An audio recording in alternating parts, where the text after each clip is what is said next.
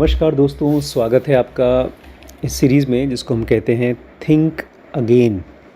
आज दोस्तों हम लोग फ़िल्म देख कर आए हैं कल की। फर्स्ट हाफ़ में फ़िल्म काफ़ी बोरिंग थी।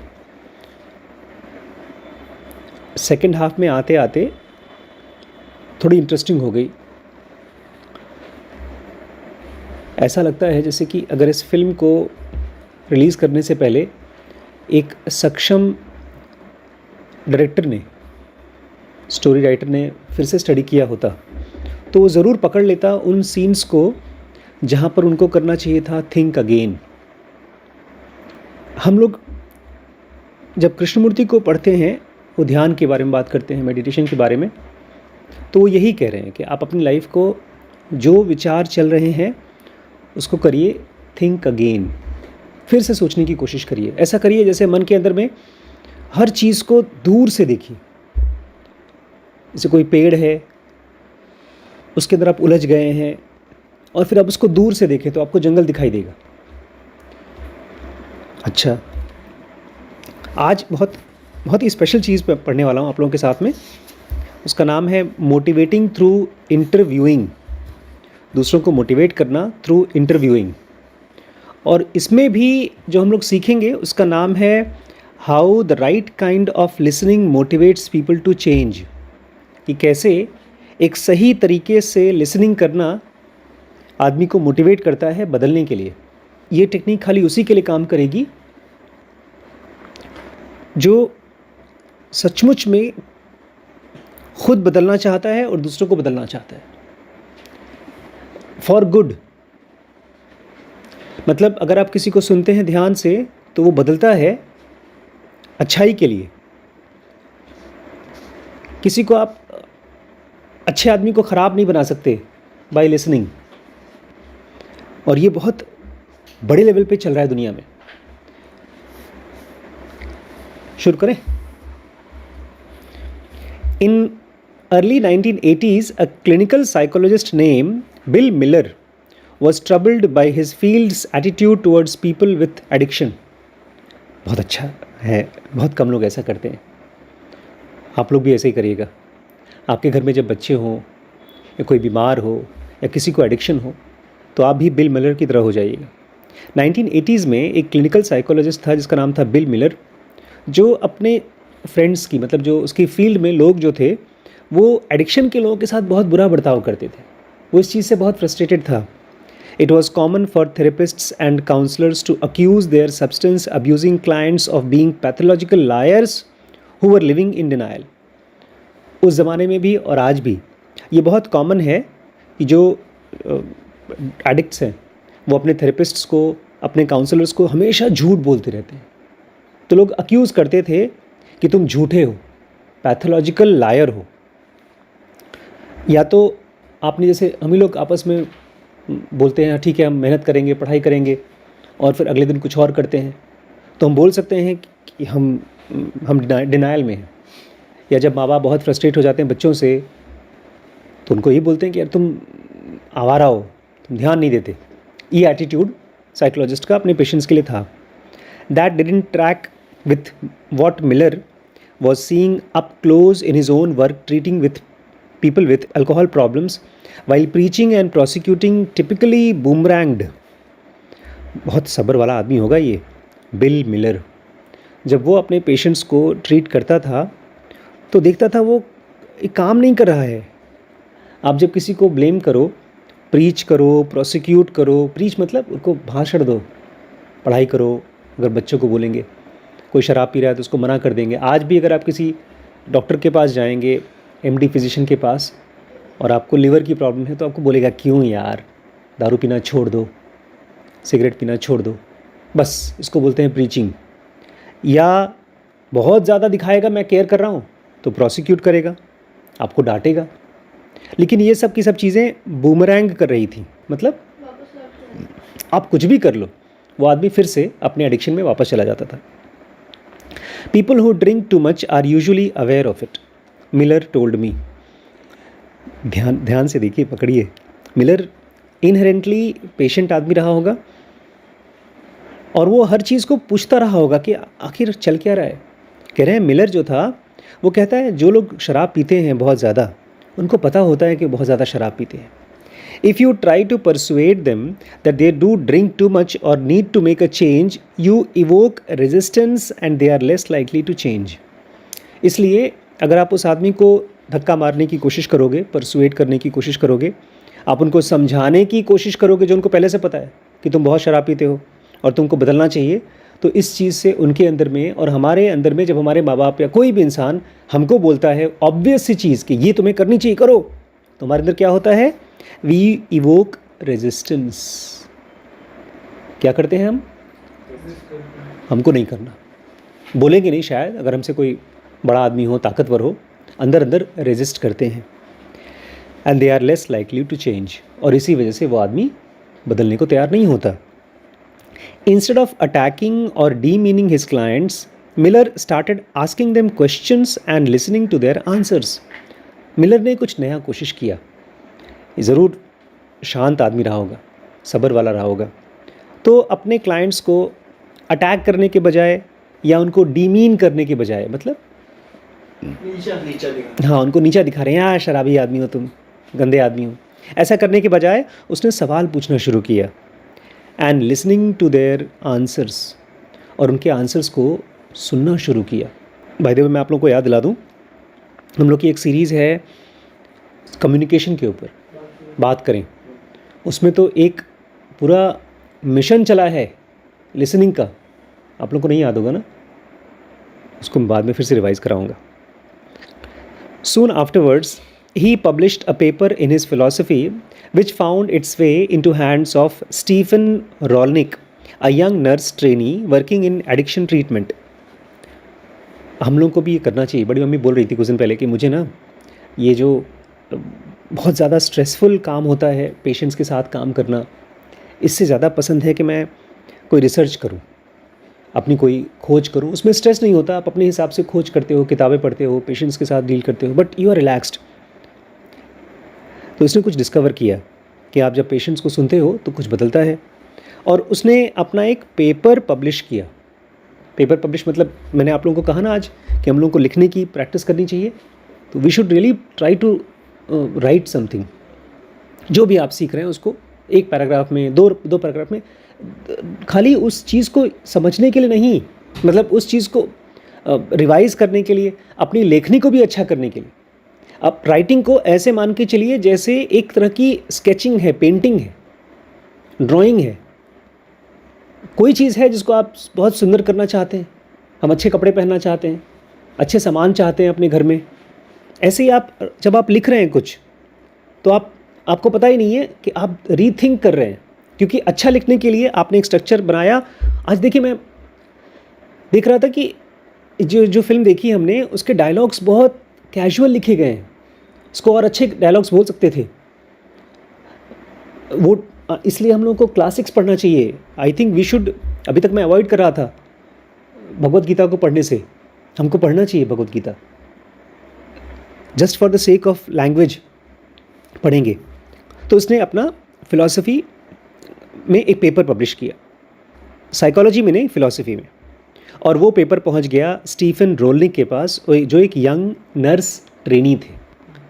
जब भी आप कुछ काम को ईमानदारी से करते हैं ना, तो वो चीज़ अपना काम करता है, उसका असर आता है. अच्छा, a few years later the two happened to meet in Australia and realized that what they were exploring was much bigger than just a new approach to treatment.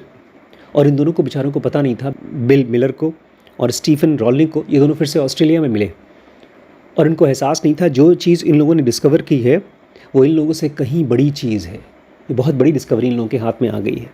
Together they developed core principles of practice called motivational interviewing. और इन लोगों ने मिल करके core principles बनाए कि जब भी कोई आदमी किसी को सुन रहा है, उसका एक नाम दिया. ये अलग टाइप की लिसनिंग है, इसको बोलेंगे मोटिवेशनल इंटरव्यूइंग. कि आप किसी को इंटरव्यू कर रहे हो लेकिन उसको आप मोटिवेट भी करना चाहते हो उसकी गंदी हैबिट में से निकालने के लिए. The central premise is that we can rarely motivate someone else to change. और इस मोटिवेशनल इंटरव्यूइंग का जो मेन चीज़ है, कोर बैकबोन है, कि अपने आप को ये बता दो तुम किसी को बदल नहीं सकते. इतना आसान नहीं है. That we can rarely motivate someone else to change. हम खुद ही नहीं चेंज हो पाते, सोचते हैं 100 बार, बदल नहीं पाते, तो दूसरों को क्या बदलेंगे. हम खाली सुन सकते हैं. We are better off helping them find their own motivation to change. इसलिए जब आप किसी से बात कर रहे हो तो ये सोचो कि उस आदमी को अगर खुद को बदलने का मोटिवेशन मिल जाए तो ही बड़ी बात है. आप किसी को सुन के आ जाओ. सुन के आना ऐसे ही है जैसे कि आप किसी की पैर दर्द कर रहा है, पापा का, आपने पैर दबा दिया. उसके पैर दबाने से वो आदमी ज़िंदगी थोड़ी बदल जाएगी. एक डॉक्टर जब किसी का कोई बहुत बीमार आदमी है, उसको हम लोग पैलिएटिव ट्रीटमेंट बोलते हैं. चलो ऐसा होता भी बहुत बार. बहुत सीरियस पेशेंट्स होते हैं, डॉक्टर्स उनको सिम्टम की दवाई दे देते हैं कि अब तो भगवान ही मालिक है. और 100 में से एक आध पेशेंट ऐसे होते हैं जो ठीक हो जाते हैं. मेरे पास तो ऐसे ऐसे पेशेंट्स आए हैं. एक बीमारी है परफोरेशन, उसमें इंटेस्टाइन फट जाती है, उसके अंदर छेद हो जाता है, और फिर ये जो हमारे इंटेस्टाइन में, स्टमक में, इन सब में एयर होता है, गैस होती है, वो बाहर निकल जाती है, और ये बहुत सीरियस पेन करता है पेशेंट्स को, बहुत ज़्यादा. उस दिन जब मैं पुणे में था, मेरा पेट दर्द हो रहा था, मुझे डर लगा कि कहीं मेरा परफोरेशन तो नहीं हो गया. कुछ भी ज़रा सा हिलो तभी दर्द होता है. और उसका एक्सरे देखो तो एकदम साफ साफ एयर दिखाई देता है. ऐसा पेशेंट जिसको कि इस कंडीशन में ऑपरेशन चाहिए, फटाफट ऑपरेट करके, वो जो एकदम जैसे पंचर नहीं ठीक करते डॉक्टर आपके साइकिल वाले, ऐसे ही वो पूरा इंटेस्टाइन को चेक करते हैं कहाँ पर परफोरेशन है. और ये टायर से कहीं बड़ा होता है इंटेस्टाइन, पता है कितना बड़ा होता है? 20 फीट नहीं, 20 फीट बेसिकली, 20-25 फीट के करीब होता है. ठीक है. ऐसे लोग भी ठीक हुए हैं बिना ऑपरेशन के. मतलब ये जो छेद हुआ वो धीमे धीमे छेद पट गया, अपने आप ही पट गया, अपने आप सील हो गया, ठीक हो गया. तो ये लोग भी ये मानते हैं. जब आप किसी को बदलना चाहते हैं, मान लीजिए मैं शीश को चाहता हूँ कि वो अभी 60, 70, 80% पाता है, 90% टाइल हो जाए, मैं इसको बदलना चाहता हूँ.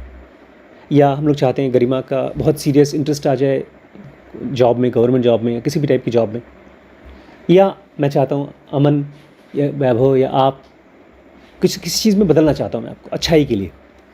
तो आप कुछ मत करिए, खाली उस आदमी को हेल्प करिए उसकी मोटिवेशन को खोजने में. Let's say you are a student at Hogwarts. अब एक इमेजिनरी चीज़ श्रीश, आप एक स्टूडेंट हैं हॉगवर्ड में. हॉगवर्ड कहाँ है? हैरी पॉटर में. हैरी पॉटर की काल्पनिक दुनिया जहाँ पर आप एक स्टूडेंट हैं. And you are worried your uncle is a fan of Voldemort.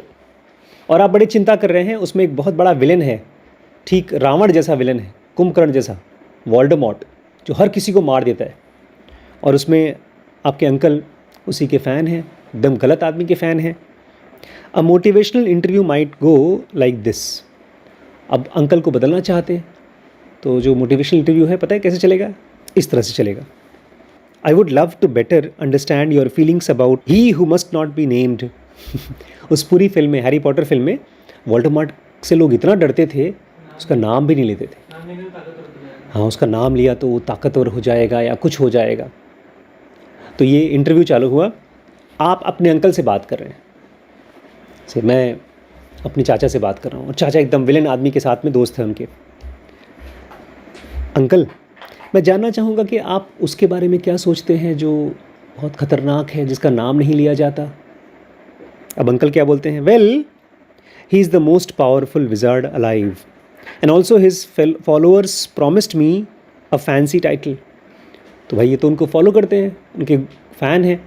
तो ये बोलते हैं वो बहुत ताकतवर आदमी है, मोस्ट पावरफुल विज़ार्ड, सबसे ताकतवर जादूगर है जो ज़िंदा है इस समय, और अगर मैं उसके साथ रहूँगा तो मुझे कुछ न कुछ इम्पॉर्टेंट ओहदा मिल जाएगा, तो अपने पास की नौकरी दे देंगे मुझे, इसलिए मैं उनका फ़ैन हूँ. तो आप अंकल से बोलते हैं, ध्यान रखिएगा, आप सचमुच में अंकल को जानना चाहते हैं कि वो क्यों उनको फॉलो कर रहे हैं, एक विलेन को फॉलो क्यों कर रहे हैं. तो आप बोलते हैं अंकल से, interesting, is there anything you dislike about him. तो बड़ी अच्छी चीज़ है. अच्छा, उनके बारे में कोई ऐसी चीज़ है जो आप नापसंद करते हो, पसंद नहीं करते? I am not crazy about all the murdering. तो वो हाँ, ख़राब तो लगता है, वो खून बहुत करते हैं, यही एक ख़राब चीज़ है उनकी। ताकतवर हैं, I am not crazy about all the murdering, मैं पागल नहीं हूँ कि उनके मर्डर को भी पसंद करूँ, वो तो गलत है उनके अंदर। फिर आप बोलते हैं वेल नोबडी इज़ परफेक्ट। फिर आप बोलते हैं कोई बात नहीं अंकल, जैसे अमिताभ बच्चन शोले फिल्म का, मौसी पूछती हैं अमिताभ बच्चन से शोले के धर्मेंद्र के बारे में, बेटा इतना तो पूछना पड़ेगा, लड़का कमाता कितना है? तो अमिताभ बच्चन जी बोलते हैं कमाने का तो ये है मौसी, रोज़ रोज़ तो कोई आदमी जीत नहीं जाता, कभी कभी हार भी जाता है बेचारा। तो मौसी क्या बोलती है, हार जाता है? क्या मतलब है हार जाता है? कौन सी नौकरी करता है? बोलते हैं मैडम मौसी मैं क्या कहूँ, एक कमबख्त जुआ चीज़ ही ऐसी है। बोलती हाँ जुआरी है? ना ना मौसी, मेरा दोस्त जुआरी नहीं, वो तो कभी कभार शराब पी लेता है, तब जुए में उसके दोस्त बिठा लेते हैं। बोलते हाय राम, तो शराबी तुम्हारा दोस्त, जुआरी तुम्हारा दोस्त, और उसके अंदर कोई कमी नहीं है, तुम्हारे मुंह से उसके लिए फूल ही झड़ रहे हैं। बोलता है मौसी आप तो मेरे दोस्त को गलत समझ रही हैं, एक बार वो उस नाचने वाली के घर जाना छोड़ देगा तो अपने आप शराब छूट जाएगी। तो बोलती है बेटा माफ़ करो, मैं तुम्हें, अब इस फिल्म में अच्छा है बिकॉज अमिताभ बच्चन नहीं चाहते थे कि एक उनका दोस्त जो शराबी है उसकी शादी किसी शरीफ लड़की के साथ हो, तो शादी फिर कैंसिल भी हो गई थी। तो एकदम प्यार से ठीक वैसे ही आप इंटरव्यू कर रहे हैं। इस आदमी ने भी कहा नोबडी इज़ परफेक्ट, अरे खून कर देते हैं 2 4 10, तो हर आदमी सही थोड़ी होता है, हम सबके अंदर कुछ कमियां होती हैं। फिर अंकल बोलते हैं या but the killing is really bad. अब आप उनको जस्टिफाई कर रहे हैं, अरे कोई बात नहीं, इतनी भी बुरी बात नहीं कोई किसी का खून कर दे। तो अंकल बोलते नहीं यार, खून अच्छी चीज़ नहीं, किलिंग इज़ रियली बैड, खून करना बहुत ख़राब चीज़ है। तो आप बोलते हैं sounds like you have some reservation about Voldemort, what stopped you from abandoning him. तो आप बोलते हैं ऐसा लग रहा है कि आप वोल्डेमॉर्ट को पूरी तरह से एक्सेप्ट नहीं करते, कुछ रिजर्वेशंस हैं, आप उनको उतने फ़ैन नहीं, उतने बड़े fan. What stopped you from abandoning him, तो कौन सी चीज़ है जो आपको डरा रही है उनको छोड़ने से, आप उनको छोड़ क्यों नहीं पाते? अंकल बोलते हैं I am afraid he might direct the murdering towards me. तो मुझे डर लग रहा है, छोड़ दूंगा तो कहीं ना कहीं मेरा ही ना खून कर दे, वो इतना खूंखार आदमी है, ये डर है मुझे। तो आप बोलते हैं that's a reasonable fear, I have felt it too. हाँ अंकल ये तो सही बात है, ये तो सही डर है, ऐसा तो डर मुझे भी लगता है। I am curious, are there any principles that matter so deeply to you that you would be willing to take the risk. मैं सोच रहा हूँ, मैं ये सोचने की कोशिश कर रहा हूँ कि क्या आपके अंदर में कोई ऐसी बात है, कोई ऐसी प्रिंसिपल, कोई ऐसा सिद्धांत, कोई ऐसी अच्छी चीज़ जिसके लिए आप इतना केयर करते हैं कि आप उनको छोड़ने का रिस्क भी ले सकें। मतलब आप अपने ही मन के अंदर में खोजिए कि वो कौन सी चीज़ है जिसके लिए आप, मैं नहीं जानता कि वो क्या चीज़ है, मैं आपको बता भी नहीं रहा हूँ कि वो बदलना चाहिए, मैं खाली जानता हूँ कि आप एक ऐसे आदमी के साथ जुड़े हैं जिससे आप डरते हैं, लेकिन क्या कोई ऐसी चीज़ है जो उस डर से भी ज़्यादा बड़ी इंपॉर्टेंट है आपके लिए और आप रिस्क लेने को तैयार हो उनको छोड़ना? बस ख़त्म, आपने उसको छोड़ दिया। मैं क्यूरियस हूँ इस बात पे, आप सोचिए मैं भी सोचूं। जैसे मैं राइटिंग पर जो हम लोग सीरीज़ बना रहे हैं, मैं बहुत दिन से सोच रहा था बनाने के लिए, फिर मुझे एक पॉइंट के बाद लगा कि मैं लिखने वाला नहीं हूँ। लेकिन जब शीश ने मुझसे कहा बड़े पापा 1 लाइन लिखिए, 2 लाइन लिखिए, और मैंने उस दिन लिखने की कोशिश की तो मेरा थॉट्स जम्बल्ड अप था। वीडियोज़ में तो मैं बात करता हूँ, लेकिन जब मैं लिखने की कोशिश कर रहा हूँ तो मेरे थॉट्स जम्बल्ड अप हैं। इसका मतलब मेरा माइंड IESM अभी तक जम्बल्ड है। ठीक है, मैं जुनोगा पढ़ रहा हूँ, मेरा आई सेंटर जब बोलता है तो अच्छा है, लेकिन नॉर्मली बाकी 24 घंटे वो मेरे कंट्रोल में नहीं है। हो ना हो E और S सेंटर मेरे आई को जम्बल्ड करके रखता है, कंफ्यूज करके रखता है। इसलिए मैं लिखना चाहता हूँ। मैं किसी किताब को छापने के लिए नहीं लिखना चाहता हूँ, मैं अपने विचारों को और साफ करने के लिए लिखना चाहता हूँ। ये मेरा मोटिवेशन है। अगर आप क्यूरियस हैं कि बड़े पापा आप क्यों लिखना चाहते हैं, तो ये मेरा मोटिवेशन है, मैं अपने थॉट्स को और साफ करने के लिए। अच्छा, तो आप किसी का जब इंटरव्यू ले रहे हैं तो उसके मोटिवेशन को आप जानना चाहते हैं। और इस इंटरव्यू का नाम क्या है? Motivational interview. It starts with an attitude of humility and curiosity. देखिए, अभी भी क्लास में 2 सेकंड के लिए मैंने एक सवाल पूछा और आप लोगों के अंदर में घमंड आ गया। सबके अंदर में नहीं, आपके और वैभव के मन में। जब गरिमा ने कहा इंटेस्टाइन का साइज़ पूरे फुटबॉल फील्ड के बराबर होता है, तो आप दोनों एक दूसरे को ऐसे देखे कि आपने जज कर दिया उसको, है क्या बकवास कर रही है, शर्म भी नहीं आती इतने गलत आंसर देने के लिए। टेनिस कोर्ट के बराबर होता है। तो ये है नॉन ह्यूमिलिटी। अगर मान लीजिए आप कहीं किसी बड़ी जगह हैं, कोई वॉरेन बफेट टाइप का, कोई बिल गेट्स टाइप का लोग आदमी आए हों, और वहाँ पर कोई आदमी एकदम बेवकूफ़ी भरा सवाल पूछ ले, तो हम शर्माएंगे नहीं ना। ठीक है, ये है मोटिवेशनल इंटरव्यू, जो कि शुरुआत होती है ह्यूमिलिटी से और क्यूरियोसिटी से। ह्यूमिलिटी मतलब झुकाव, दया तो काइंडनेस है, हम्बलनेस मतलब जैसे आज की फिल्म, वैसे पता है मेरे दिमाग में अश्वत्थामा की जो इमेज थी इस फिल्म को देखने के पहले तक खाली विलेन की थी कि उसने इतना गलत काम किया है। आज की फिल्म देखो तो उसकी एक इमेज ही अच्छी टाइप की हो गई है कि किसी को बचाना चाहता है और इतने सालों से बेचारा तड़प रहा है, परेशान हो रहा है। ह्यूमिलिटी दिखाई दी, इसके पहले घमंड था। अश्वत्थामा ने सोचिए, एक गर्भ में बच्चे को सचमुच में कहानी है कि उन्होंने मार दिया। अच्छा, ह्यूमिलिटी होनी चाहिए सामने वाले को जानने के लिए, और ये बहुत मुश्किल है। अगर आप किसी शराबी से मिलेंगे और उसको सुनना चाहते हैं तो हमारे अंदर ह्यूमिलिटी नहीं होती, क्योंकि हम पहले से जानते हैं वो आदमी वो नहीं सुधरेगा, कोई फ़ायदा नहीं है। तो ये इंटरव्यू चालू होगा ह्यूमिलिटी से और क्यूरियोसिटी से। You don't know what might motivate someone else to change, but we are genuinely eager to find out. Premise ये है कि आप जब किसी से बात कर रहे हैं तो आपको पता नहीं है कि कौन सी चीज़ उसको मोटिवेट कर दे। अब मुझे राइटिंग का सीरीज़ बनाने के लिए पता नहीं कौन सी चीज़ मोटिवेट कर दे। किसी भी काम के लिए किसको क्या मोटिवेशन आता है हम क्या जानें, लेकिन आप जेन्युइनली ईगर हैं, ईमानदारी से जानना चाहते हैं कि उसके मन में क्या चल रहा है। The goal isn't to tell people what to do. ध्यान रखिएगा, यहाँ पर हम लोग प्रीचर नहीं हैं। हमारा गोल ये नहीं है कि सामने वाले को बताएं कि तुम्हें क्या करना चाहिए क्या नहीं करना चाहिए। It is to help them break out overconfidence cycle. हम तो केवल सामने वाले को हेल्प कर रहे हैं, वो भी तोड़ नहीं रहे, हेल्प कर रहे हैं उसका ओवर कॉन्फिडेंस साइकिल टूट जाए, एंड सी न्यू पॉसिबिलिटीज़, और वो बेचारा नई नई पॉसिबिलिटीज़ को देख पाए। Our role is to hold up a mirror so they can see themselves clearly. एक मोटिवेशनल इंटरव्यू में हम एक मिरर उठाते हैं, शीशा, और उसको दिखाते हैं। बेइज्जत नहीं करती शीशा दिखाते समय। शीशा कभी किसी को बेइज्जत नहीं करता, चाहे आपका मुंह कितना भी काला हो, कितना भी बदसूरत हो, शीशा आपको एग्जैक्टली वो चीज़ दिखा देता है जो है। आप भी यही करना चाहते हैं।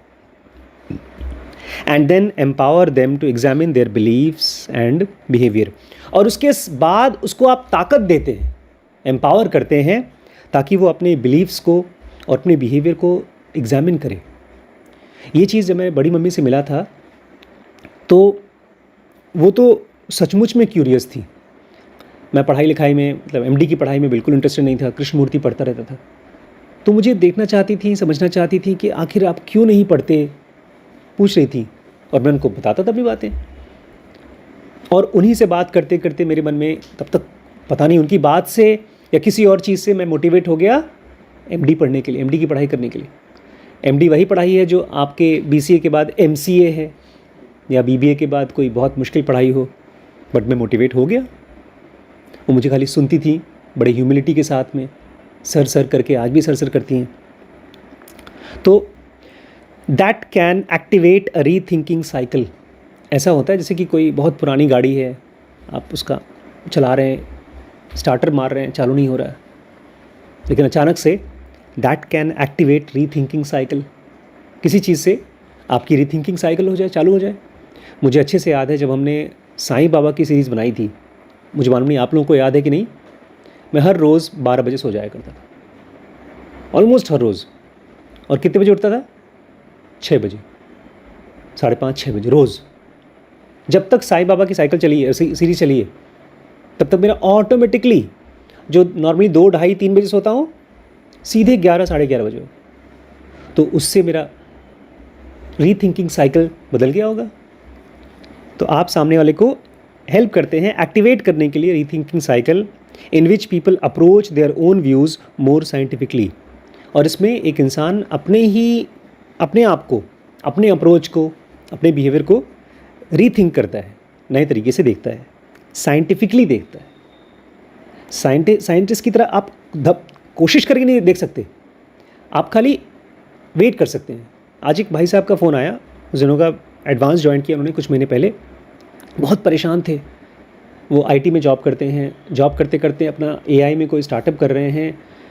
तो सर मैंने जो सोचा था ना जिन्हों का, उससे मुझे फ़ायदा नहीं हो रहा। मैंने कहा क्या सोचा था आपने? सर मैंने सोचा मेरा फोकस बढ़ेगा, मैं जॉब भी करता हूँ, मैं स्टार्टअप भी कर रहा हूँ, लेकिन इसमें तो खाली वीडियो वीडियो वीडियो वीडियो देखते रहो, बस बस बस बस, कुछ प्रैक्टिकल टिप्स नहीं मिल रहा। तो मैंने उसको पूरे टाइम उसको सुना सुना सुना सुना और उसको दिखाया कि कैसे। उसने मुझे बताया भी कि सर मैं रात को जब सोता हूँ, मैंने पूछा किस टाइप के थॉट्स आते हैं जब ओवर थिंकिंग चल रहा है, फोकस नहीं कर पा रहे हो? उसने बताया सर मैं सोचता हूँ कि मुझे स्टेज पर बुलाया जा रहा है मेरी स्टार्टअप के लिए और मुझे इनाम दिया जा रहा है कि one of the best startups in this AI field और वॉट एवर। मैंने कहा बेटा ऐसे तो बड़ा ख़तरनाक हो जाएगा, अगर मान लो तुमको नहीं मिला इनाम, क्योंकि स्टेट लेवल पे, नेशनल लेवल पे किसी चीज़ का इनाम मिले, ये तो बड़ा रेयर है। तो मतलब सर? मैंने कहा बेटा आप मेहनत कर सकते हो। अच्छा, उसके मन में ये भी बात थी कि मैं जॉब छोड़ने वाला हूँ साल भर के अंदर और अभी कोई बेस नहीं है, कोई पैसा रुपये का बेस नहीं है। तो मैंने उसको खाली ये बताया ये भी तो एक पॉसिबिलिटी है कि आपको अगले 10 साल तक जॉब करते रहना पड़े और 10 साल तक आपका स्टार्टअप भी चलता रहे। तो अचानक से बोलते हैं हाँ सर ये भी तो हो सकता है, हाँ हाँ। फिर वो शांत हो गया। तो मेरा पॉइंट ये है कि ये साइंटिफिकली देखने के लिए मन को शांत होना पड़ेगा। प्रीचर, प्रोसिक्यूटर और पॉलिटिशियन बनने के लिए मन जिस हड़बड़ में चल रहा है उसी में चलना चाहिए। साइंटिस्ट की तरह सोचने के लिए मन को शांत होना पड़ेगा। इवन साइंटिस्ट को साइंटिस्ट की तरह सोचने के लिए मन को शांत करना पड़ेगा। इस फिल्म को जो हम देखकर आए हैं ना, मुझे 100% श्योर है अगर एक अच्छा फिल्म मेकर हो जो उसको ध्यान से फिर से देखे तो खुद कुछ कुछ सीन्स को गायब करना चाहेगा। शायद फिल्म को छोटा ही कर दे, 3 घंटे की फिल्म थी 2.5 घंटे का कर दे, बोरिंग पार्ट निकाल दे, बट उसके लिए साइंटिस्ट की तरह देखना पड़ेगा, मन को शांत करके देखना पड़ेगा। They develop more humility about their knowledge. ये जो राइटर्स होते हैं ना, उनको ये नहीं लगता है कि वो जानते हैं और वो लिखते हैं। जो अच्छे राइटर्स होते हैं वो वेट करते हैं कब आएगा प्रसाद। एक यूट्यूब पे टेड टॉक है, उसमें एक राइटर है, बोलती है मुझे पता है आप सबके साथ में, राइटर्स के साथ ये दिक्कत होती होगी, जब आइडिया आता है तो हम लोग को लगता है कहाँ से लिख दूँ। इसलिए अगर आप लिखना चाहते हैं तो notes making is one of the most important part. आप कहीं वॉक कर रहे हैं, अचानक से आपको एक आइडिया आ गया, आप उस वीडियो को देखिएगा। वो बताती है कि कैसे आपके मन में जो बीस्ट है, एक नोट्स लेने वाला, कहीं पर भी, उसको बाथरूम में बैठे हैं, आपको टिश्यू पेपर पे आइडिया लिखने का मन करता है क्योंकि आइडिया खो न जाए। तो बोलती है इसको टेम करने के लिए, इसको पालतू करने के लिए मेरे पास ऐसे एक तरीका है। फिर वो बताती भी है तरीका क्या है। बोलती है भगवान आपको देते हैं आइडियाज़ तो आप बोल दो अभी नहीं, बाद में, अभी मैं फ्रेश हो रही हूँ, अभी मैं खाना खा रही हूँ। अपने आइडियाज़ को ऐसे ही बोल दो, अभी आधे घंटे बाद जब मैं लिखने बैठूँगी तब जाकर मुझे अच्छे आइडिया देना। तो इसके लिए they develop more humility about their knowledge. तो जो लोग भी आपकी बातें सुन रहे हैं और आप सुन रहे हैं उसको ध्यान से, तो वो बंदा भी पहली बार क्यूरियस होता है अपने आप को सुनने के लिए। जैसे बड़ी मम्मी बहुत अच्छी राइटर हैं, मैं उनको बोल रहा था कि आप अगर कोई रिसर्च नहीं कर पा रही हैं, पेपर नहीं पब्लिश कर पा रही हैं, तो आप अपनी बुक को छोटे छोटे चैप्टर्स में लिखिए। लेकिन अभी तक उनका रीथिंकिंग साइकिल नहीं चालू हुआ है। मैं शुरू करूँगा, फिर से उनके साथ बैठूँगा। कह रहे हैं जो लोग आपकी बातें सुनते हैं ध्यान से, they develop more humility about their knowledge. पहले हमारे मन में अपने नॉलेज के प्रति घमंड होता है, जो मैं जानता हूँ सही है, और हमें से ज़्यादातर लोगों की जो नॉलेज है वो गलत है, उसके बारे में हमको डाउट होना चाहिए। तो जो आदमी ध्यान से सुनता है, ध्यान से सुना पाता है अपनी बात, उसके अंदर में ह्यूमिलिटी चालू हो जाती है अपने ही नॉलेज के बारे में। Doubt their conviction and curiosity about alternative points of view. और जब आदमी को अपने नॉलेज पर डाउट होता है तो उनको अपने कन्विक्शन पर भी डाउट होना शुरू हो जाता है। ह्यूमिलिटी होती है अपने नॉलेज के ऊपर, अच्छा ठीक है मैं जानता हूँ, ये तो मैं जानता हूँ, लेकिन और लोग क्या जानते हैं। जब अपने जानकारी के बारे में आपको ह्यूमिलिटी आती है तो अपने कन्विक्शन के बारे में डाउट आता है। कन्विक्शन क्या चीज़ है? मुझे पक्का है ये चीज़ तो होगा ही। अगर मेरी ऐसे किसी इंसान के साथ शादी हो गई, और मुझे बताऊं, बड़ी मम्मी से मिलने से पहले आपको पता है ना, मेरी एक लाइफ में बड़ा टॉर्चर झेल चुका था मैं, फिर भी शादी की मैंने। तो मैं कितना डरता था शादी से, बट मुझे जब इनसे मिला मुझे लगा कि नहीं यार, ऐसे भी एक फ्रेंड हो सकता है। मेरा रीथिंकिंग साइकिल चालू हुआ, नहीं तो शायद शादी करता ही नहीं मैं। मेरा कन्विक्शन टूटा। कन्विक्शन मतलब पक्का पक्का पक्का। और उसके साथ साथ curiosity about alternative points of view. फिर जो नए नई चीज़ें हैं उसके प्रति हम क्यूरियस हो जाते हैं। The process of motivational interviewing involves 3 की टेक्निक्स। ये जो मोटिवेशनल इंटरव्यू का प्रोसेस है, इसमें 3 की पॉइंट्स होते हैं। सबसे पहला पॉइंट, ये ध्यान रखना पड़ेगा, नहीं तो भूल जाएंगे तो आप इंटरव्यू कर नहीं पाएंगे। अपने आप से भी कर सकते हैं, अपना ही खुद का मोटिवेशनल इंटरव्यू करिए। सबसे पहला, आस्किंग ओपन एंडेड क्वेश्चंस। आप खुद से ही पूछिए ओपन एंडेड क्वेश्चंस। अच्छा क्या होता है, कैसे होता है। अगर आप किसी को सुनना चाहते हैं, बदलना नहीं चाहते, फिर भी सुनना चाहते हैं, तब भी आस्किंग ओपन एंडेड क्वेश्चंस। मतलब ऐसे क्वेश्चन पूछिए जिसका वो जवाब दे सके। ऐसा क्वेश्चन मत पूछिए जिसका हाँ या ना जवाब दे दे। ठीक हो? हाँ। शराब क्यों पीते हो? पता नहीं। ऐसे नहीं। कोई शराब पी रहा है तो उसको पूछो, अच्छा जब पीते हो तो मतलब कैसा फील होता है, क्या होता है, इसके बारे में कुछ बता सकता है। लास्ट टाइम कब पिया था, कितने पैसे खर्च होते हैं, जिसका सचमुच में आप जानना चाहते हैं उसकी लाइफ में। अच्छा ये पैसे आते कहाँ से हैं, कितने बचा पाते हो। ये ओपन एंडेड क्वेश्चंस है। Engaging in reflective listening. और उसके बाद जब वो जवाब दे, मैं यही करता हूँ जब मैं लोगों से बात करता हूँ ना, फ़ोन पे अपॉइंटमेंट्स आते हैं, तो मैं यही एंगेजिंग इन रिफ्लेक्टिव लिसनिंग, उसको सुनता हूँ। क्योंकि ये आदमी ने मुझसे कहा कि मैं AI बेस्ड स्टार्टअप कर रहा हूँ। फिर मैंने उसको पूछा, जब थॉट्स आते हैं, बहुत ज़्यादा थॉट्स आते हैं, तो क्या सोचते हो। Engaging in reflective listening. तब उसने बताया कि मुझे तो ऐसा थॉट्स आता है कि मुझे इनाम मिल रहा है। होते हैं ना जैसे स्टार्टअप, बेस्ट स्टार्टअप, इस तरह के बहुत से इनाम मिलते हैं। तो मैं उसके साथ रिफ्लेक्टिव लिसनिंग कर रहा था, उसी की बात को ध्यान से सुन रहा था, और उसको मैं रिफ्लेक्ट भी कर रहा था, खुद भी सोच रहा था कि अगर यार मैं उसकी जगह हूँ और मैं सोचूं कि मुझे यूट्यूबर अवार्ड मिले। होता है ना हर साल एक वहाँ पर बुलाया जाता है बम्बई दिल्ली में फ़ैन फेस्ट में, और उसमें आपको वही रिस्पेक्ट देते हैं, लेकिन मुझे तो नहीं मिला। हालांकि ख़राब भी लगता है बहुत बार अगर आप सोच लो तो। ये है रिफ्लेक्टिव लिसनिंग। किसी को सुनो और उसमें से सवाल पूछो। लास्ट में affirming the person's desire and ability to change.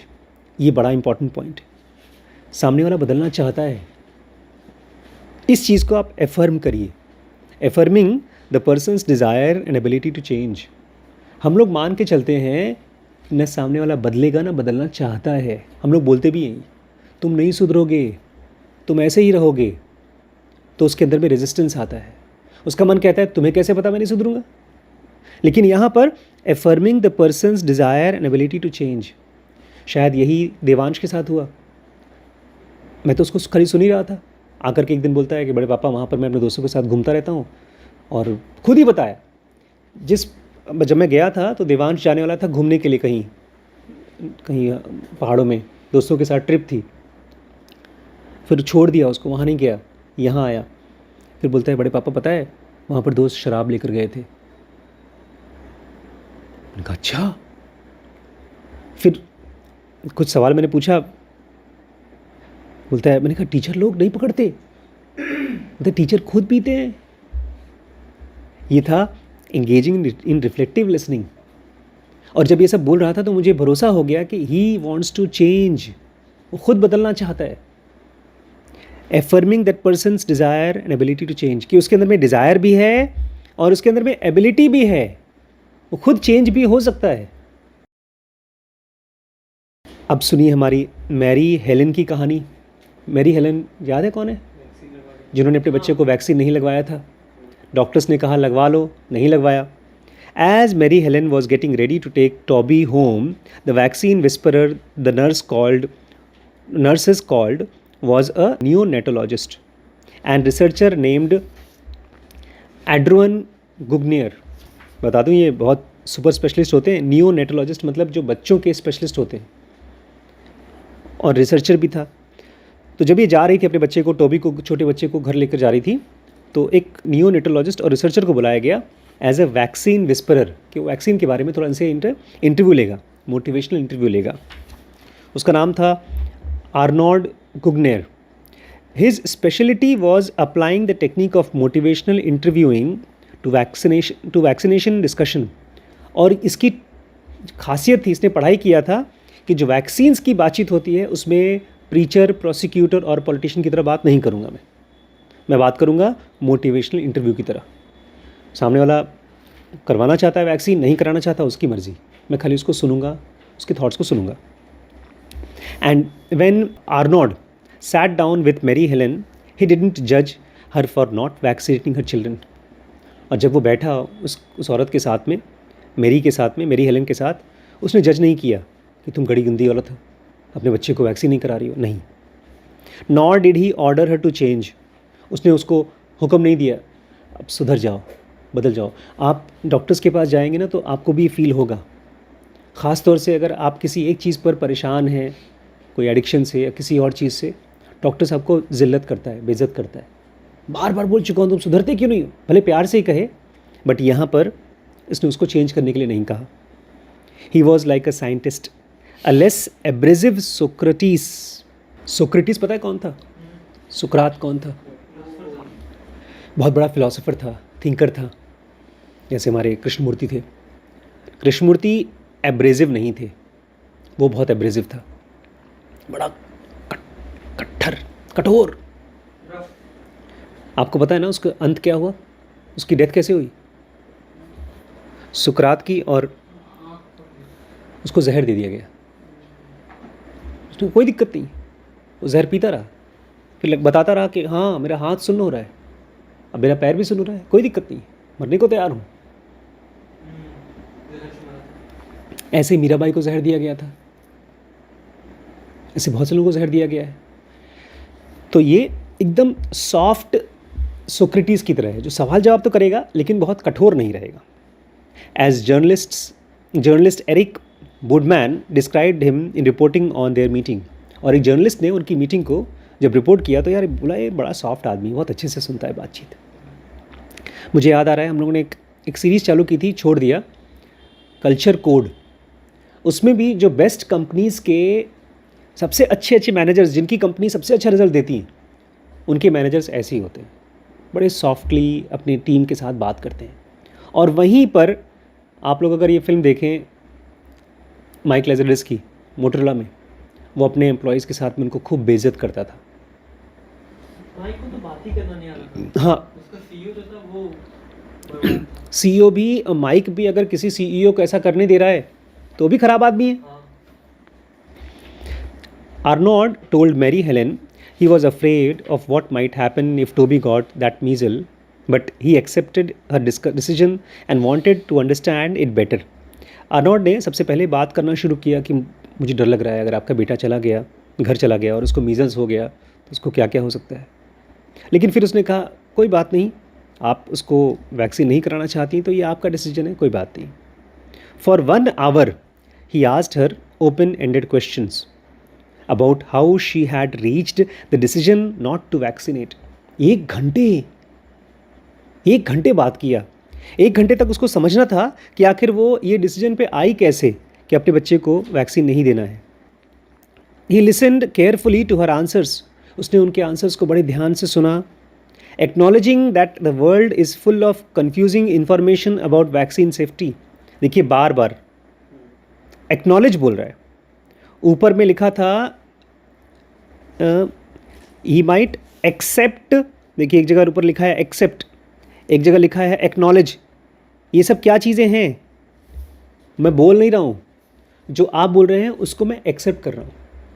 जैसे अगर मान लो गरिमा ने बोला कि इस फीट के एक साइज़ होता है, इंटेस्टाइन का साइज़ ये साइज़ होता है, तो मैं उसको ये बोलूँ, एक्सेप्ट करने वाला माइंड बोलेगा कि हाँ हाँ मैंने भी ऐसे कहीं पढ़ा है, लेकिन शायद इसको हम लोग और समझना चाहिए।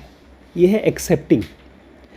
अगर मैं पॉलिटिशियन की तरह बोलूँ या प्रीचर प्रोसिक्यूटर की तरह बोलूँ, तो मैं बोलूँगा अच्छा यही जानती हो तुम, तो उसके मन में रेजिस्टेंस आएगा। मैंने देखा भी था, रेजिस्टेंस आ रहा था, वो देख रही थी आप लोगों की तरफ। तो यहाँ पर उसने एक्नॉलेज किया the world is full of confusing information about vaccine safety, कि दुनिया में ना वैक्सीन की सेफ्टी के बारे में बड़ी कन्फ्यूजिंग नॉलेज है। कुछ लोग अच्छा बोलते हैं, कुछ लोग ख़राब बोलते हैं, कुछ लोग कहते हैं इससे बीमारी भी हो जाती है। He listened carefully to her answers, उसने उसके सारे आंसर्स को ध्यान से सुना। At the end of the discussion Arnold reminded Mary Helen that she was free to choose whether or not to immunize and he trusted her ability and intentions. और last में उसकी बातों को ध्यान से सुनने के बाद उसने कहा आपकी चॉइस है, आप फ्री हैं कि अपने बच्चे को इम्यूनाइज़ कराना है या उसको नहीं कराना है। He trusted her ability and intention, उसने ये भी कहा, देखिए ट्रस्ट भी किया। बहुत हम लोगों को, श्रद्धा को, मुझे पापा से बात करते हैं तो बड़ा ख़राब लगता है, क्योंकि उनसे बात करो तो लगता है कि पापा हम लोग के ऊपर ट्रस्ट नहीं करते। अक्सर हम लोग यही बोलते हैं ना, आप हमारे ऊपर ट्रस्ट नहीं करते। तो ये बोलता है कि लास्ट में उसने कहा आप अपने बच्चे का भला चाहती हैं, मैं इस चीज़ पे ट्रस्ट करता हूँ, आपको जो ठीक लगेगा वही करेंगे अपने बच्चे के लिए, बस कोई धक्का नहीं, करना ही करना है, कुछ नहीं। Before Marie Helene left the hospital she had to be vaccinated, और इससे पहले कि मैरी हेलन चली जाती हॉस्पिटल छोड़कर, उसने अपने बच्चे को वैक्सीन करा लिया। A key turning point she recalls was when Arnold told me whether I choose to vaccinate or not, he respected my decision as someone who wanted the best for my kid. Just that sentence to me, it was worth all the gold in the world. बोलती उस आदमी से बात करके जो सबसे अच्छी चीज़ मुझे लगी, उसने कहा कि मैं अपने बच्चे को वैक्सीनेट कराऊं चाहे ना कराऊं, वो आदमी मुझे रिस्पेक्ट करता है और उसको ये पता है कि मैं अपने बच्चे को प्यार करती हूँ। He respected my decision as someone who wanted the best for my kid, कि मैं ऐसे इंसान नहीं। उसके पहले लोग क्या बोलते थे, तुम एक डायन हो, अपने बच्चे को खा जाओगी अगर सुई नहीं करवाओगी, नहीं लगवाओगी तो मर जाएगा तुम्हारा बच्चा। यहाँ पर उसकी बात को रिस्पेक्ट किया कि अगर आप अपने बच्चे को वैक्सीन नहीं दिलवाती हैं तो भी आप उसका बुरा नहीं चाहती, you are someone who wants the best for your child. Just that sentence, बोलती है ये सेंटेंस मेरे लिए दुनिया में सबसे बड़ा सोने से भी कीमती चीज़ थी, उसने मुझे बदल दिया। Mary Helen didn't just allow Toby to be vaccinated. She had his siblings, older siblings, vaccinated at home by public health nurse. और खाली अपने बच्चे को नहीं, उसने अपने बाकी बच्चों को भी वैक्सीन करा लिया बुलाकर घर पे। She even asked if Arnold would speak with her sister-in-law about vaccinating her children. उसने कहा अगर हो सके तो मेरे सिस्टर इन लॉ है, उससे भी बात कर लो, उसके भी बच्चों को वैक्सीन करा दो, क्योंकि उसको समझ में आ गया कुछ। She said her decision was unusual enough in her anti-vaccination community that it was like setting off a bomb. और बोलती है कि जब मैंने इसको अपने कम्युनिटी में बताया कि हम लोग को वैक्सीन करना चाहिए, तो ये बहुत ही अनयूजुअल था, नॉर्मल नहीं था। हमारे यहाँ सब लोग यही मानते थे कि वैक्सीन नहीं कराना चाहिए, लेकिन जब मैंने लोगों से बात करना शुरू किया तो it was like setting of a bomb, एक बॉम्ब की तरफ फटा, एक के बाद एक सब कराने लगे। Marie Helene Etnie Russo is one of the many parents who have undergone a conversion of like this.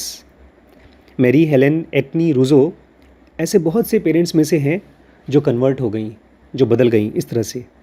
Vaccine whisperers don't just help people change their belief, they change their behavior too.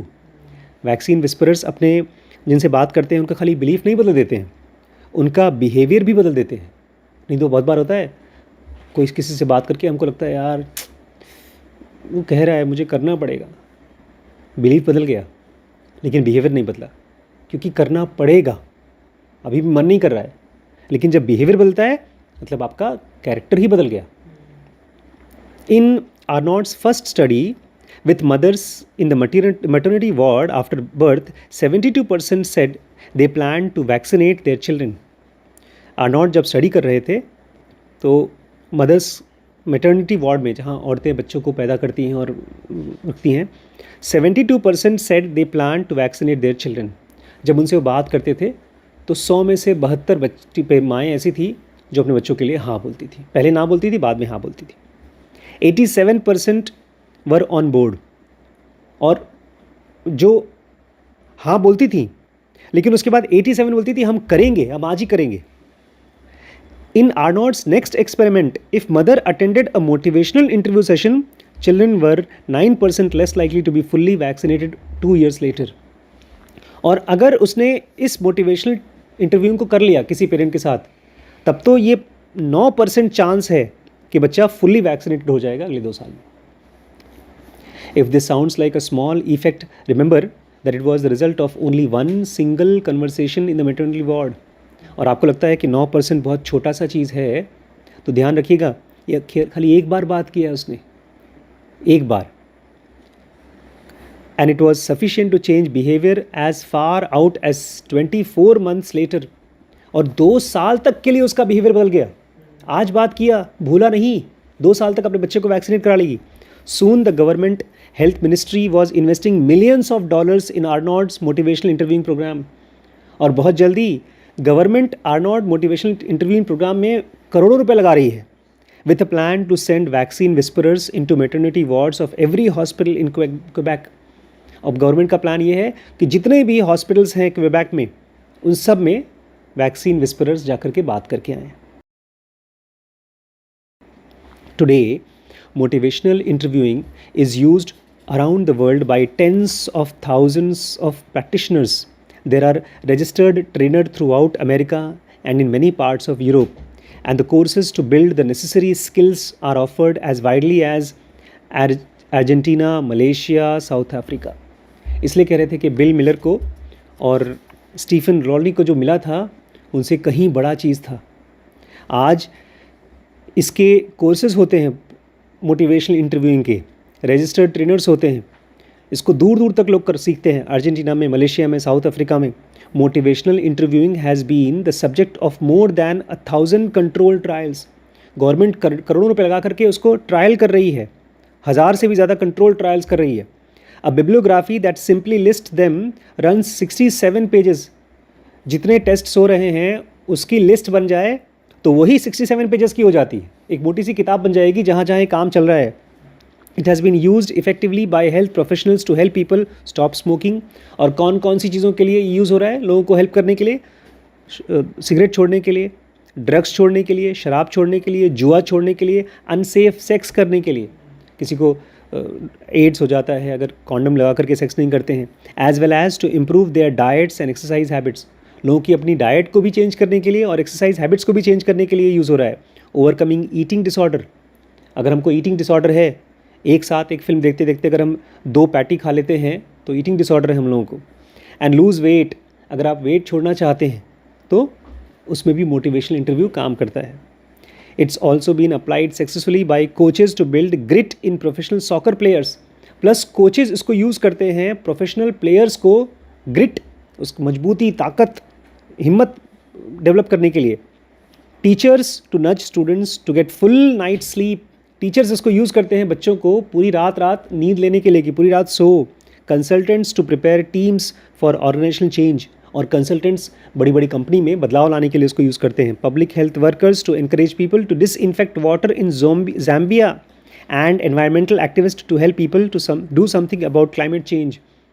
और इसी technique को use करके लोग organisation में बदलाव ला रहे हैं। Plus public health workers लोगों को बोल रहे हैं पानी साफ़ करके पियो।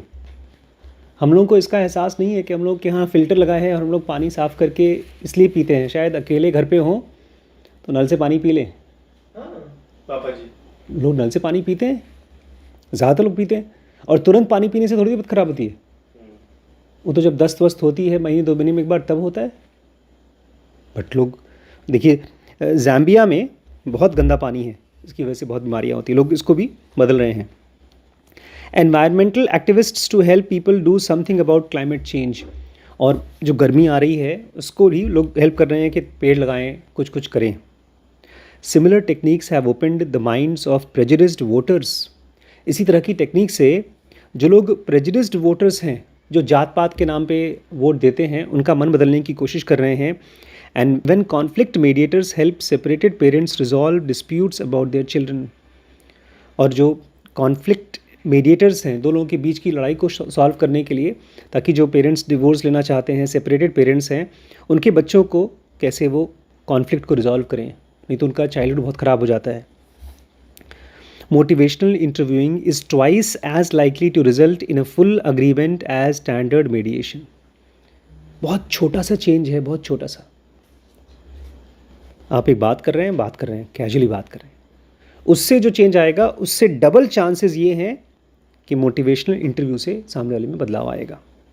Overall motivational interviewing has a statistically and clinically meaningful effect on behavior change in roughly 3 out of 4 studies, and psychologists and physicians using it have a success rate of 4 in 5. Statistics को देखें और clinically देखें तो चाहे doctors चाहे psychologists, 4 में से 3 cases में उनको फ़ायदा मिल जाता है. और 3 out of 4 studies and 4 out of 5 success rate है. मतलब बहुत ज़्यादा रेट है. जब कोई हम गलत काम करना चाहते हैं तो हमको शायद ऐसे ही लोग मोटिवेट करते हैं. There aren't many practical theories in the behavioural science with a body of evidence this robust. There aren't many practical theories in the behavioural sciences with a body of evidence this robust. मतलब समझते हैं, एक बहुत famous businessman है, मतलब आप लोग जानते होंगे, दुनिया नहीं जानती, and thanks to book reading. जो लोग किताबें नहीं पढ़ते वो इनको नहीं जानते. उनका नाम है मिस्टर पीटर थील. देखा आपने, सरनेम बता दिया पीटर नाम बताने से. पीटर थील बोलते हैं, जब मैं किसी बिज़नेस में इन्वेस्ट करता हूँ ना, तो अगर मुझे नंबर्स पता हो तो मैं बहुत आसानी से पैसा लगा सकता हूँ. इसीलिए वो बोलते हैं मैं बायोटेक्नोलॉजी में हालांकि बहुत स्कोप है, बहुत सी चीज़ें बन सकती हैं, बहुत पैसा कमाया जा सकता है, लेकिन सॉफ्टवेयर की इंडस्ट्री में आप बहुत क्लियरली बता सकते हैं कि ये करोगे तो ये रिज़ल्ट आएगा, मेजर कर सकते हैं, वहाँ पर नाप नहीं सकते. यहाँ कह रहे हैं बिहेवियरल साइंस में, मतलब कोई किसी से बात करके उसको चेंज करा दे, इसको बोलते हैं बिहेवियरल साइंस. इसमें बस थियरी है. अगर मैं कहूँ कि ये मेरी टेक्निक है, ज़ेनोगा टेक्निक है, इसके ज़रिए लोग बदल जाते हैं, तो ये थियरी है. इसका कोई एविडेंस नहीं है. इसको कभी मैंने कंट्रोल टेस्टिंग किया हो, 500, 1000, 10,000 लोगों के साथ में ज़ेनोगा पढ़ाया हो, 10,000 के साथ नहीं पढ़ाया हो और फिर रिज़ल्ट दें, ये नहीं है. बट यहाँ इस चीज़ का है, मोटिवेशनल इंटरव्यूइंग का. There aren't many practical theories. बहुत कम इतनी ऐसी थियरीज़ हैं जिसमें इतना रोबस्ट, इतना पावरफुल एविडेंस हो. मल्टीपल लोगों का एविडेंस है. Motivational interviewing isn't limited to professional setting, it's relevant to everyday decision and interactions. और ऐसा नहीं है कि आप खाली हॉस्पिटल में काम कर रहे हैं, ऑफिस में काम कर रहे हैं तो वहीं पर मोटिवेशनल इंटरव्यू काम करता है. ये आपके रोज़मर्रा के डिसीजंस में और इंटरेक्शन में काम करता है. One day a friend called me for advice on whether she should get back together with her ex. Author कह रहे हैं, एक दिन मेरे फ्रेंड ने मुझे फ़ोन किया और बोला, यार मैं सोच रही हूँ मैं अपने एक्स के साथ में, अपने पुराने वाले बॉयफ्रेंड या गर्लफ्रेंड के साथ में फिर से वापस हो जाऊँ क्या. I was fan of the idea but I don't think it was my place to tell her what to do. बोलते हैं मैं इस आइडिया का तो फ़ैन था, मुझे पता था मुझे क्या किसी इंसान को क्या करना चाहिए, लेकिन मैं ये नहीं करना चाहता था कि मैं उसको बताऊँ हाँ जा या छोड़ दे. मैं उसको डिसीजन नहीं देना चाहता था. Instead of offering my opinion I asked her to walk through the pros and cons and tell me how they stacked up against what she wanted in a partner. तो बोलते मैंने तो उससे खाली पूछा, अच्छा ठीक है मान लो तुम अपने एक्स के साथ जाओ तो क्या होगा, अच्छा क्या होगा, अगर जाओ तो बुरा क्या होगा. इस तरह से मैंने ढेर सारे प्रॉस एंड कॉन्स को स्टैक किया, एक एक करके हमने डिस्कशन किया against what she wanted in a partner. और एक तरफ मैंने उसको ये भी बात करके ये डिस्कशन किया कि एक पार्टनर में तुम्हें क्या क्या चाहिए. She ended up talking herself into rekindling the relationship. और वो खुद से ही अपने आप ही बोलती है, हाँ मुझे लगता है मुझे जाना चाहिए. वो खुद ही डिसाइड कर लिया कि उसको एक्स के साथ जाना है. The conversation felt like magic because I hadn't tried to persuade her or even given my advice. Author कह रहे हैं मेरा ये जो बातचीत था, मेरे को लगा अरे तो कमाल का हो गया, मेरे मन में था कि वो जाए जाए जाए, लेकिन मैंने उसको अपना एडवाइस नहीं दिया था और ना ही तो मैंने उसको परसुएट किया था। मैंने खाली उसको कहा था हाँ जा सकते हो। जैसे अगर मैं आप लोगों के लिए कहूँ शादी करना है तो ये परसुएशन है। अब मेरे पास नई ताकत आ गई है। अब मैं बोलूँगा क्या भाई अगर शादी कर लेते हो तो क्या होगा, क्या फ़ायदे होंगे, पता नहीं, तुम्हारी मर्ज़ी है, शादी करनी है तो नहीं करनी।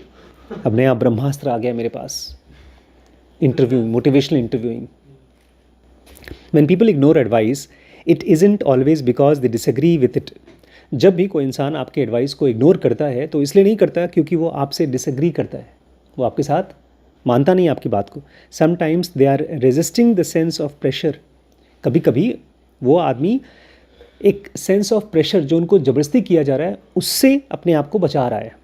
And the feeling that someone else is controlling there decision, और उसको ये भी ख़राब लगता है कि कोई और मेरे डिसीजन को कंट्रोल कर रहा है। To protect their freedom instead of giving command or offering recommendations, a motivational interviewer might say something along the lines of here are few things that have helped me, do you think any of them might work for you. और यहीं पर जो आदमी अपनी freedom को बचाना चाहता है, अगर आप to protect their freedoms instead of giving commands और ऑफरिंग रिकमेंडेशंस, अगर आप चाहते हैं कि सामने वाला अपनी फ्रीडम से डिसीजन ले तो उसको कमांड मत दीजिए, उसको रिकमेंडेशन में मत दीजिए। ये मत कहिए मेरे हिसाब से तो सही है बाकी तुम्हारी मर्जी, रिकमेंडेशन मत दीजिए। आप उसको ऐसे कहिए कि देखो भैया मैंने कुछ चीज़ें की थी, मेरे को इससे हेल्प हुआ, बाकी तुम्हारी मर्जी है। Do you think any of them might work for you, क्या तुम्हें लगता है इससे तुमको फ़ायदा होगा, लगता है तो ट्राई कर लो, तुम्हारी मर्जी। You have seen how asking questions can help with self persuasion. तो आपने देखा किस तरह से अगर आप सवाल पूछते हैं तो सेल्फ परसुएशन होता है, एक आदमी को खुद से अंदर में पुश मिलता है। Motivational interviewing goes a step further guiding others to self discovery. Motivational interview में एक स्टेप और आगे जाते हैं। जब किसी को आप क्वेश्चन पूछते हैं, हमने पिछले चैप्टर में पढ़ा है कि जब आप सवाल पूछते हो तो सामने वाला खुद ही परसुएट हो जाता है। सवाल पूछते हैं तब, यही तो कोर्ट में चलता है।